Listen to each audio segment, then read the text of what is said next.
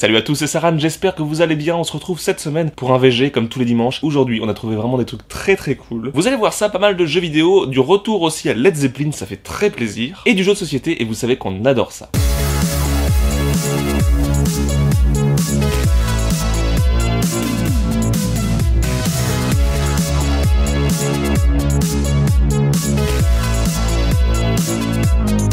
Et on commence du coup par du jeu vidéo et forcément du Nintendo et forcément de la Wii U. Skylanders Trap Team et son portail de Traptanium. Et oui, c'est un nom très chelou, mais c'est comme ça dans l'univers de Skylander. Alors oui, très content de rentrer un nouvel opus Skylander tout simplement parce qu'il y en a beaucoup qui sortent, que pour mon futur full set Wii U, il me le fallait forcément. Le petit portail, c'est en plus, honnêtement, là-bas j'aurais acheté le jeu seul, mais bon, la personne ne voulait pas dissocier le lot, donc pourquoi pas. Surtout que ce portail a une particularité, c'est le petit trou que vous voyez ici, et on en parlera juste après. C'est le deuxième opus que je rentre sur Wii U. Rappelez-vous, j'avais déjà rentré le Supercharge avec le fameux pack énorme en solde avec l'amiibo Donkey Kong dedans, donc c'était cool, c'était un espèce de crossover amiibo Skylanders, parce que oui, il faut savoir que Skylanders c'est le premier jeu à proposer en fait des figurines réelles à intégrer dans le jeu vidéo, tout simplement, bien avant justement les amiibo ou les Disney Infinity ou même les Lego Dimensions qui sont vraiment très cool aujourd'hui, mais eux c'était les pionniers, en plus avec un jeu esthétiquement qui a franchement de la gueule je trouve, dérivé en fait de la licence Spyro. Je ne savais pas du tout, en faisant les recherches j'ai découvert ça, et en fait effectivement oui, ça ressemble à du Spyro, et je m'étais même posé la question, mais pourquoi il y a un Skylanders de Spyro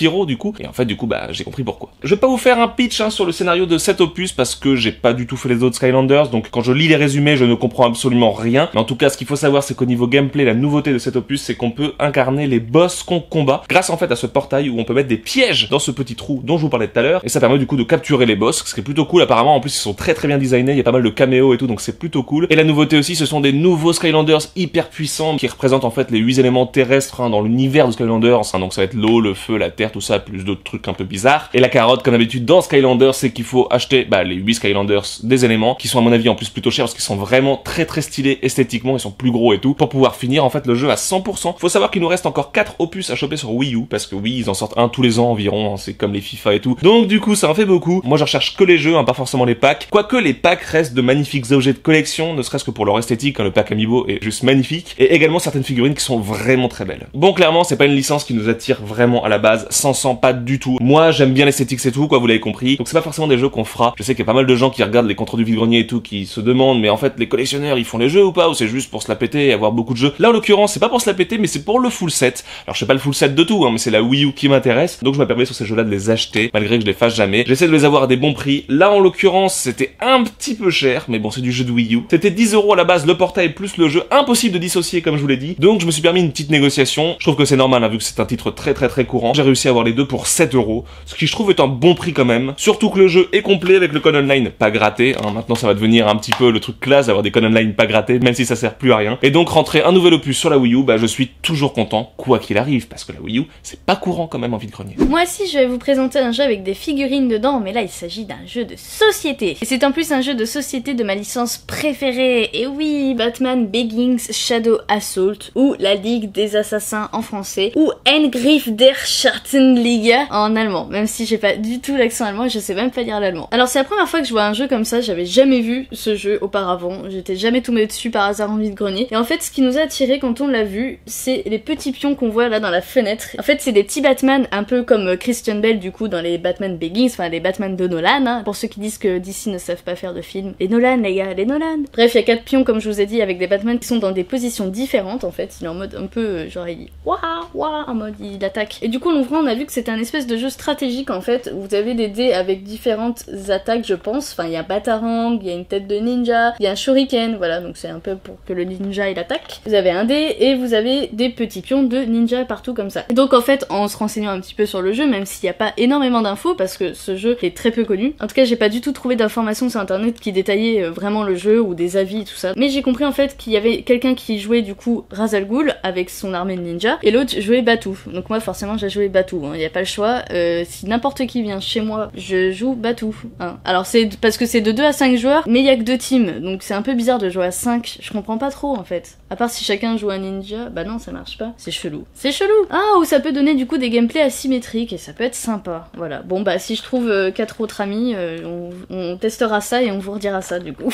Donc bref, je sais pas trop ce qu'il vaut ce jeu au final. C'est un 8 ans et plus, donc pour moi il a pas l'air hyper compliqué non plus, c'est plus orienté pour les enfants. Après si vous l'avez testé vous me le dites bien sûr, mais en tout cas c'est assez rare hein, de trouver des jeux de société Batman, en tout cas de la licence DC même. On a acheté quand même récemment un jeu de deck building DC officiel qui a l'air super cool, mais du coup on l'a pas encore testé, on en parlera du coup dans les commentaires avec vous, hein, sans problème. En tout cas voilà, ça me fait un nouvel item super cool dans ma collection du coup Batman slash DC, et en plus on ne l'a payé que 2 € sans négociation évidemment, parce que 2 € pour un jeu de société c'est plutôt cool. Je vous avais dit qu'il y avait du Led Zeppelin sur ce vide-grenier, je ne vous ai pas menti, et oui, extrêmement content de rentrer Led Zeppelin Mothership, le recueil, tablature, partition et tout le tintouin. Alors il faut savoir que Mothership c'est un album compilation de Led Zeppelin, mais un album compilation sélectionné par le groupe, en tout cas les membres demeurant, à savoir Robert Plant, Jimmy Page et John Paul Jones. Malheureusement John Bonham nous ayant quittés, hein, vous le savez, je vous l'ai déjà expliqué. Mothership du coup c'est un album très récent. Quand je vous dis récent c'est par rapport au groupe, hein. Faut savoir que cet album en fait il date de 2007, mais le dernier album de Led Zeppelin datait de 1982, hein, Coda, que je vous avais déjà présenté il y a quelques semaines de ça. Je sais pas si vous vous rappelez, le gros vinyle tout beau là machin avec les troncs et les trucs. On retrouve dessus du coup plus d'une vingtaine de titres, les titres qui ont fait un petit peu les heures de gloire de Led Zeppelin, avec par exemple Good Time Bad Time, Stairway to Heaven. Hyper important d'avoir Stairway to Heaven dans une compile, même si je sais qu'il y a plein de gens qui disent que c'est la pire chanson de tous les temps, mais moi c'est un morceau que j'aime beaucoup. On retrouve forcément Wall Lotta Love, pareil hein, qui est juste culte, Cashmere et puis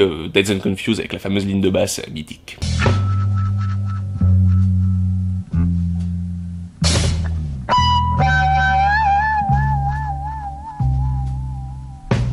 C'est intéressant du coup d'avoir les partitions d'un album comme celui-ci parce que ça va reprendre un petit peu toutes les époques de Led Zepp plutôt qu'en fait devoir faire la collection de toutes les partitions de tous les albums parce que ça va être très compliqué je pense et également très onéreux, donc on va éviter. Là au moins on a un peu toutes les époques sympas, on a les morceaux les plus cultes, c'est le plus important. En plus ce recueil est ultra stylé parce qu'on retrouve dedans en fait la partition guitare et tablature guitare pour ceux qui en plus ne lisent pas les notes, c'est plutôt classe. La ligne harmonique ou ligne piano c'est pareil, les accords qui composent la chanson, ce qui est aussi très classe, et les paroles en temps réel on va dire, hein, juste en dessous des notes jouées. Donc je trouve ça hyper stylé, ça permet de bien décomposer les morceaux, ça permet du coup de mieux les analyser et de découvrir à quel point Led Zeppelin c'est ultra bien construit et super stylé. Par contre malheureusement, il n'y a pas la ligne batterie. Ça m'embête un petit peu parce qu'il faut savoir que la batterie, c'est mon instrument de prédilection pour ceux qui ne le savaient pas. Et du coup, ça m'aurait plu d'avoir en plus la petite ligne batterie, voilà, dedans. Mais bon, du coup, on va faire à l'oreille, hein, comme d'habitude, comme tous les batteurs, parce qu'on n'a jamais de partition, parce qu'on est délaissé, comme d'habitude. Mais bon, faut savoir que de toute façon, je dois connaître à peu près tous ces morceaux-là par cœur au niveau de la partie batterie. Je me suis tellement entraîné sur les CD quand j'étais jeune avec ma batterie tout seul, parce que quand on est batteur, c'est un peu le problème, c'est que quand on répète tout seul, on s'ennuie très vite si on n'a pas de copains guitaristes ou autres. Donc du coup, on est obligé de mettre un CD pour jouer par-dessus. Mais ça marchait bien, et j'ai appris un petit peu toutes les techniques de John Bonham. Paraîtrait même que du coup j'ai une manière de jouer qui ressemble un peu à sa manière parce que j'ai appris un petit peu en mimétisme en l'écoutant, donc c'est plutôt cool et je trouve ça classe, ça fait plaisir en tout cas. Et du coup vous avez compris, hein, je connais ce morceau sur le bout des baguettes et cette blague n'était pas du tout préparée.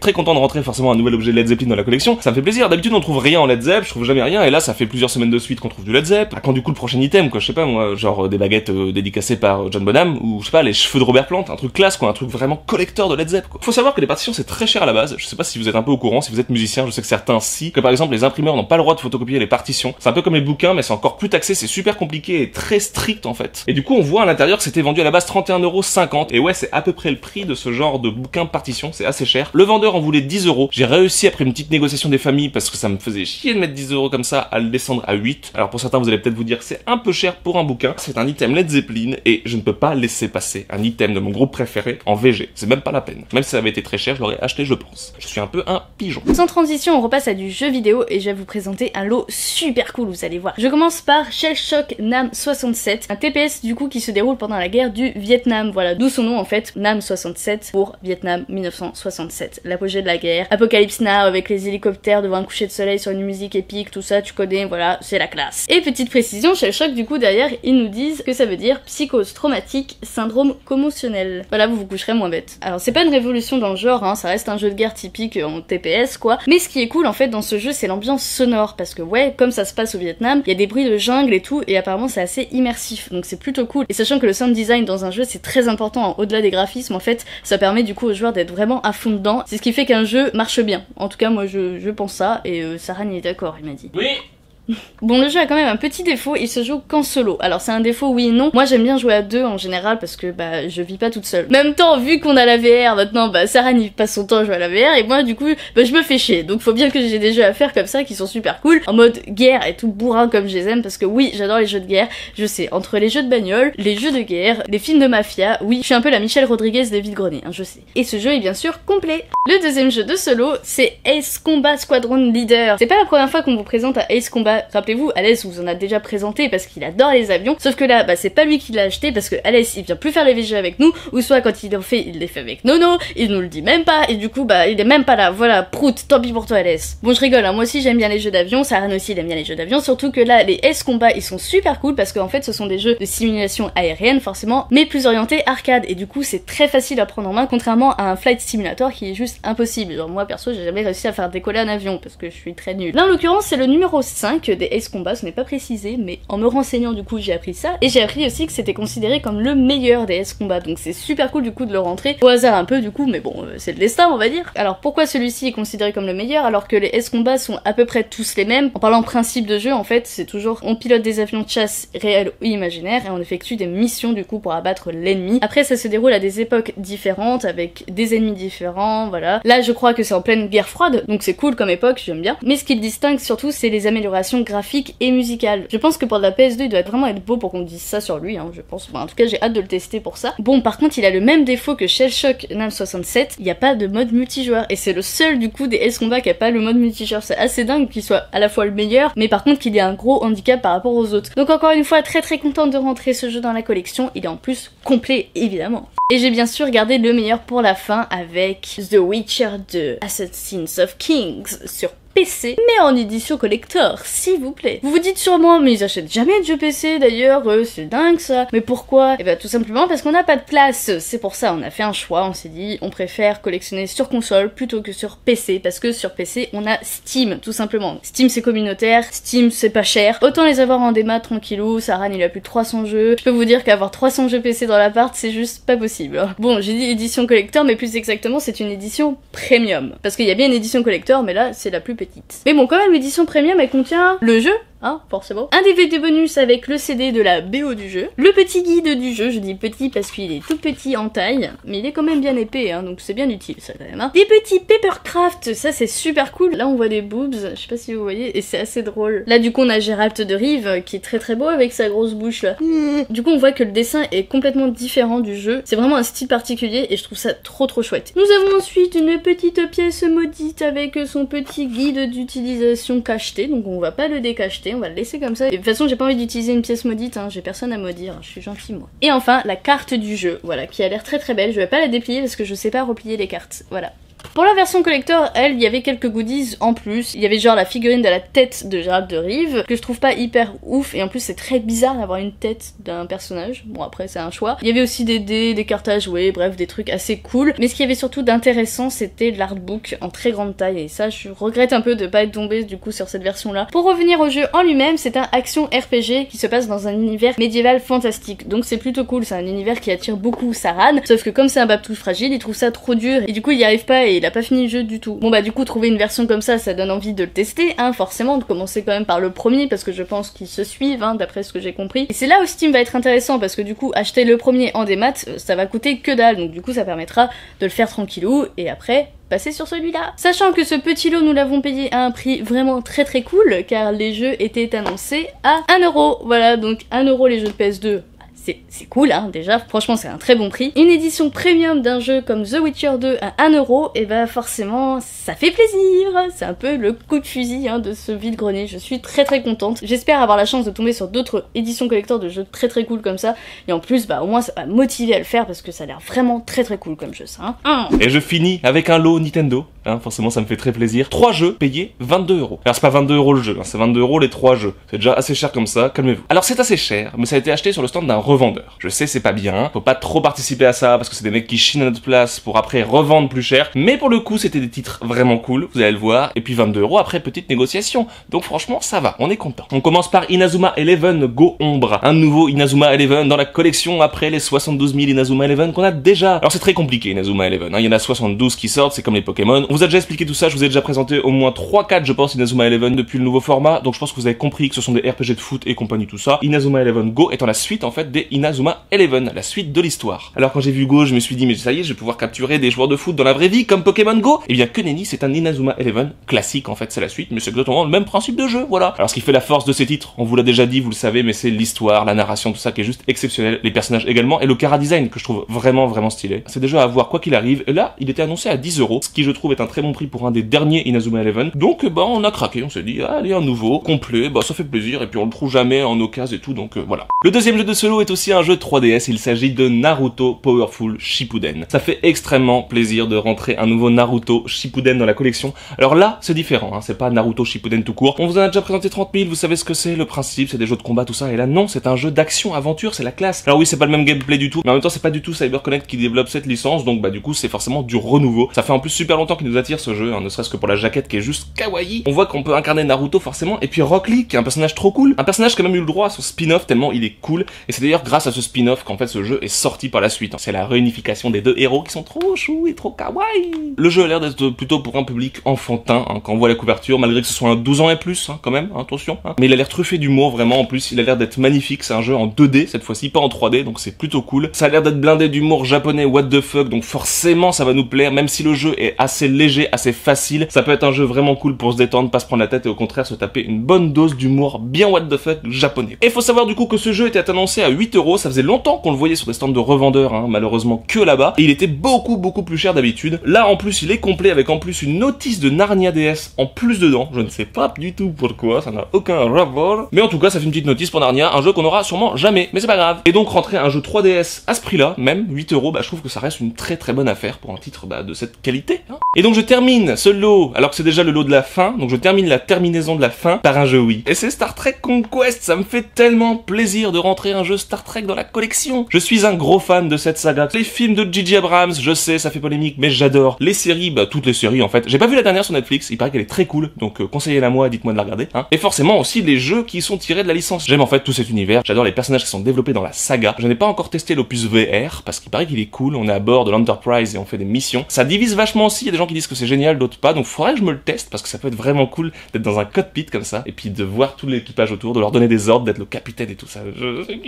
Ici on est sur un jeu en plus de chez Bethesda, combo gagnant pour moi. Hein. Genre c'est un de mes éditeurs préférés avec une de mes licences préférées. Ça, allez, trop bien, je fais plein de proutes. C'est un jeu qui a vachement été boudé par la critique, en fait on a regardé un petit peu les notes avant de l'acheter, on s'est rendu compte qu'il était hyper mal noté sur les sites comme jeuxvideo.com par exemple, hein, je pense que tout le monde connaît ce site, et qu'au contraire les fans l'encensent, donc c'est très bizarre, vous avez juste à regarder en fait l'avis du journaliste et ensuite de lire les avis des lecteurs, c'est super bizarre, c'est genre complètement opposé. Donc un jeu qui divise, potentiellement c'est intéressant. On est sur un jeu en plus comme Inazuma Eleven justement où il y a plusieurs phases de gameplay, c'est plutôt cool. Une phase très stratégie en fait où on va amasser des ressources, on va devoir développer sa flotte, ses vaisseaux, tout ça. Et ensuite une phase d'attaque beaucoup plus action où là ça va se passer en 3D. Donc moi je trouve ça peut être cool au contraire, ça peut éviter de se lasser d'une partie ou l'autre, on les enchaîne et tout donc c'est pas mal. Et moi en plus ce qu'il faut savoir c'est que j'adore les jeux de stratégie donc c'est vraiment fait pour moi. Parce que les critiques qui reviennent c'est que c'est hyper répétitif. Oui c'est un jeu de stratégie en même temps donc voilà faut aimer le farming et tout. Que c'est assez court également et au contraire les fans disent que non c'est super long parce qu'en fait faut refaire plusieurs fois la campagne pour débloquer des nouveaux éléments. J'adore la rejouabilité des trucs surtout si on développe des nouvelles races et tout. Quand on est familier de l'univers Star Trek bah forcément on a envie d'aller débloquer les nouvelles races, les nouveaux items qui nous rappellent la licence, c'est logique. Donc c'est sûrement peut-être un jeu court mais la rejouabilité est intéressante. Et donc quoi qu'il arrive moi je veux me faire mon propre avis dessus. De toute façon les trucs qui divisent il faut se faire son propre avis quoi qu'il arrive quitte à être déçu. Hein comme Infinity War. Désolé si vous avez un bruit de fond, mais il y a une espèce de groupement de motos derrière moi. Je sais pas ce qui se passe, en fait, quand on regarde par la fenêtre ici, il y a plein de motos, et c'est chiant, voilà. Et donc il faut savoir que ce jeu était annoncé à 7 € à la base, ce qui je trouve est un très bon prix pour un titre qu'on trouve, mais vraiment jamais nulle part, je l'avais jamais vu, hein, pour vous dire. Maintenant là c'est les scooters qui s'y mettent. T'entends brou brou, dit Il est complet également comme tous les autres, vous l'avez vu. Et donc si on calcule 7 € plus 8 € plus 10 €, eh bien ça fait 25 €. Comme je vous l'ai dit, ce lot on l'a eu pour 22 €. Ce qui est plutôt cool, on a réussi à enlever 1 € par jeu en gros. Et bah franchement pour un stand de revendeur, bah c'est pas mal et en plus ça nous fait rentrer des super titres dans la collection. Hein. Et bah oui, c'est déjà la fin de ce vide-grenier, mais en tout cas on est très content de nos rentrées. C'est vraiment de très belles trouvailles, notamment pour Sarah entre sa petite partition Led Zepp et puis son jeu Star Trek que moi j'ai dit mais non mais il a l'air trop nul ce jeu, l'achète pas. Lui il était là mais si je veux l'acheter. acheter, ça a l'air trop bien. Donc j'espère qu'il est bien, Saran, j'espère. Sinon tu vas voir ta gueule. J'espère que pour vous aussi les vide-greniers ont été fructueux, comme on dit. J'espère que vous avez eu aussi de la chance. N'hésitez pas du coup à nous le dire en commentaire, nous dire votre trouvaille, on adore ça. Encore bravo à Flo and Lo pour leur trouvaille de ouf qu'on a partagé sur Facebook du coup, hein, tellement c'était juste incroyable. Donc si vous voyez pas de quoi je parle, allez voir la page de Facebook qui se trouve dans la description. Et si cette vidéo vous a plu, vous n'hésitez pas à vous laisser votre pouce bleu, comme mes cheveux. Parce que c'est important pour nous, il faut nous dire que vous aimez bien nos vidéos. En tout cas, merci beaucoup pour tous les pouces bleus que vous avez laissés sur la dernière vidéo de vide-grenier qui a très bien marché. On était très contents. Et du coup, n'hésitez pas à partager pour continuer comme ça, parce que là, du coup, on sent qu'il y a une petite vague avec nous qui nous importe et les abonnés qui arrivent. Et d'ailleurs, si tu regardes cette vidéo et que tu n'es pas abonné, ben, n'hésite pas à rejoindre cette vague, cette nouvelle vague. Comme ça, on est plein et on a la meilleure communauté du monde. Donc, rejoins cette meilleure communauté du monde. Et on va finir par terminer cette vidéo parce que là, ça commence à être beaucoup et je suis en train d'avoir très chaud là, j'en peux plus. Salut les loulous et à bientôt.